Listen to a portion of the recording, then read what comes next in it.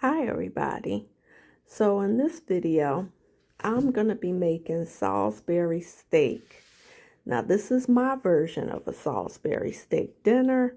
It's Friday night and I figure no pizza tonight. We're going to have something comfort, some heavy comfort food, and I'm going to make it myself. So I made some Salisbury steak with some mashed potatoes and veggies. So if you're interested in seeing how I make my Salisbury steak, keep watching.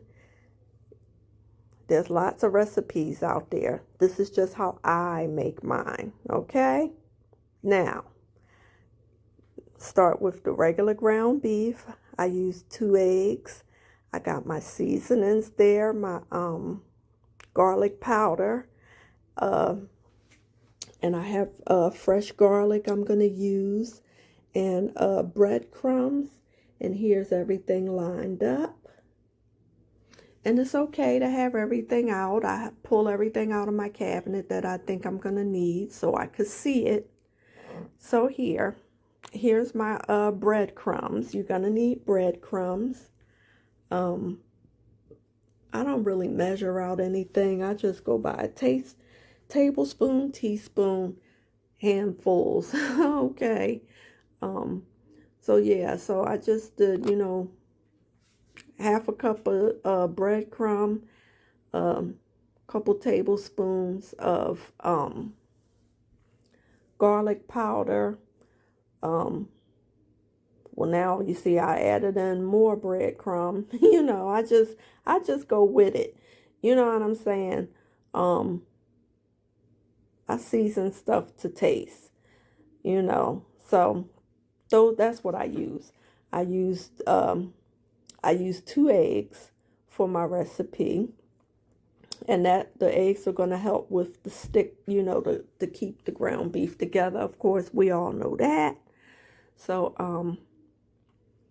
there's my 2 eggs, and I'm using my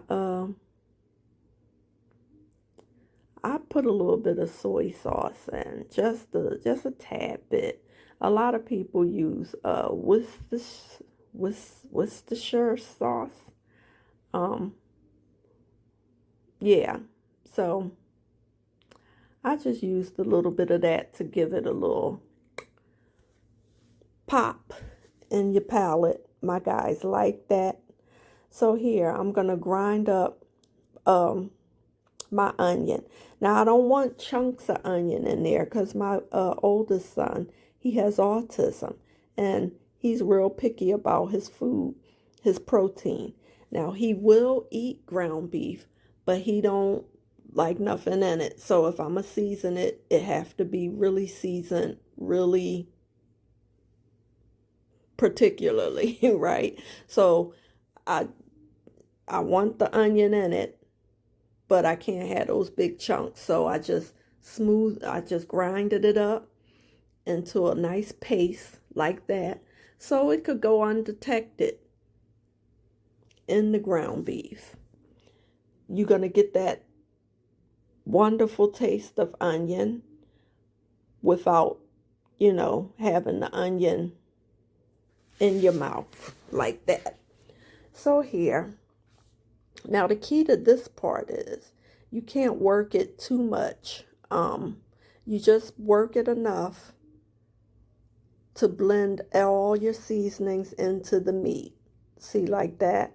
You just work it in enough to blend all the seasonings into the meat. You don't want to overwork the meat, because then your Salisbury steak is going to be too soft and it's going to fall apart. Ask me how I know. So here, this is for our sauce. So I cut up all my onions. I got my frying pan ready, and I got my butter and everything. I always put everything where I could see it so I could use it. So there, I let my skillet get nice and hot, and I always cook a lot of savory dishes in this skillet, because I had this skillet for about 1.5 years, and I'm still seasoning it. So we're gonna start out with a little bit of olive oil, extra virgin, okay?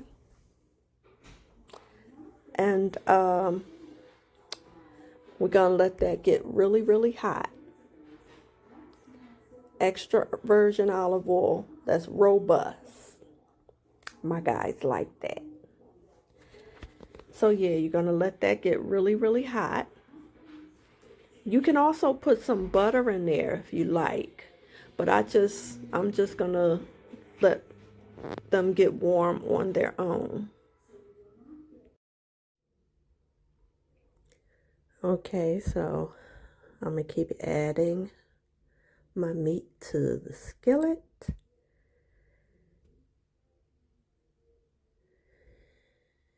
And you want the skillet to be nice and warm, and you just let it sear. I let it sear on one side, and I got extra over there. So I'm gonna let this cook first, and then I'll go back to the bowl to make more because I don't want to overload my skillet. Okay.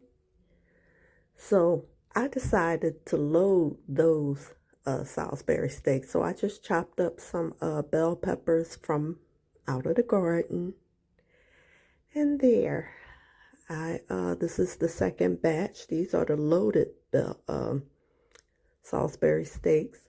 And they're loaded with the bell peppers from out of the garden.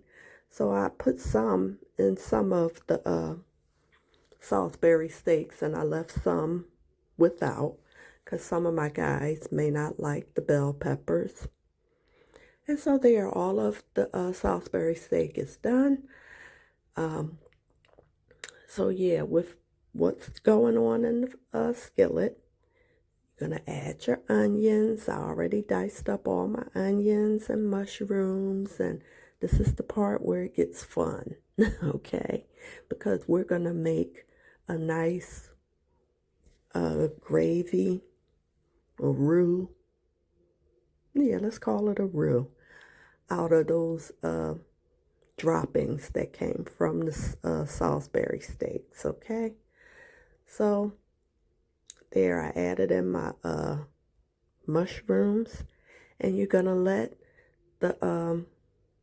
this, sear down until the onions get translucent.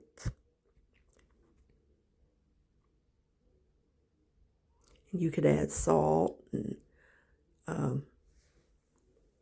anything else you would like.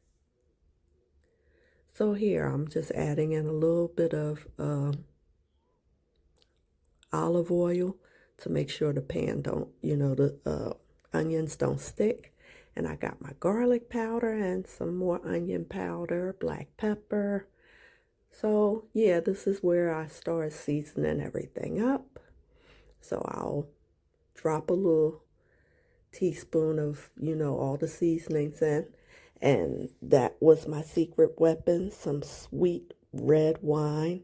But that bare feet was too sweet. So I'm going to go over here and pull this wine off the shelf. It's a nice red wine. It's sweet, but it's not as sweet as the other wine in the back. So I'm going to use that and put it on the onions.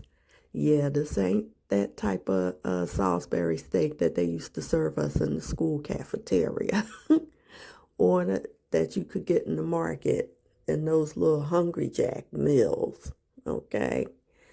So yeah, so I done put all my seasonings in, and now I'm just sprinkling in a little Lipton, oh my goodness, I'm having a brain fart. Some Lipton onion soup. That's like the secret weapon. So we're still working up a roux. I'll get all my seasonings in the frying pan with the onions and all that good stuff, the mushrooms, and then I'll sprinkle in my flour. Once I feel that everything is seasoned enough in there. And here it goes, the flour. So my flour will get enough seasoning. I know that looks like a little bit, but I just add a little bit and then I add a little bit more until it gets to the thickness that I want. But I add my flour in slowly so the flour could get seasoned by everything that's already going on in the skillet. And once I make sure everything's seasoned and my flour is tightly mixed in, I just add some water. And this is the part where you do have to kind of babysit it. You know, you just got to keep stirring it until it all comes together. And once you get that little rolling boil like that, then you just add the meat right on back in. And then you let it cook down for about 20 minutes because I didn't cook them all the way through. As you can see, the Salisbury steak is really thick. So they're done. They're seared on the outside, but they still got some cooking to do in the middle. So during this process, that's when the middle will get nice and done. So you let them, you know, once you get them all back in the pot, you let them sear down for a couple minutes and it's time to break away from you so the smoke don't come in your face. And look at that. And this is a really nice comfort food. You could spread this over a bed of rice. Noodles, I think that's the next thing I'm going to use is noodle.